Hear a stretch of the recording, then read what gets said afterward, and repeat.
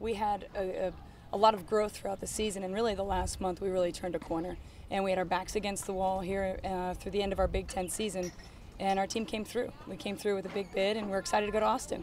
I think we just finally decided how we want to play softball, and I think that we now know that we play our best when we're loose, when we're having fun, when we're just being us, and that's what we're focusing on. When our backs are up against the wall, you know, this team is just competitive and comes out with so much fire. So I think that, you know, this team has a competitiveness that, you know, is hard to come by.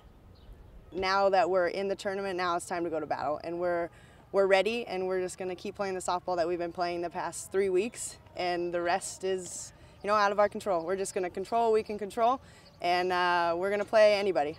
That speaks to the maturity of our team right now. We're really focused on how we're competing, how we're focused pitch to pitch. It really doesn't matter who's in the other dugout.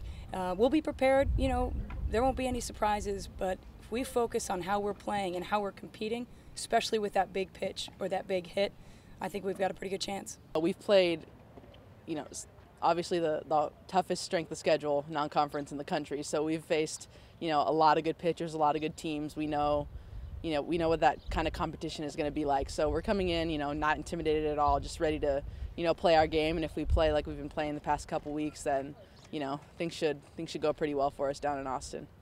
We had a lot of alums reach out to us, and we're like, we're so proud of you. And even a lady from the 80s emailed me and was like, I'm so proud of you guys, you know, go win it for Purple and all this kind of stuff. We have everybody behind us, and it feels good as an upperclassman to just be able to get the team back there, and all of us we know we're fighting for something much bigger than ourselves, and we're really excited about it.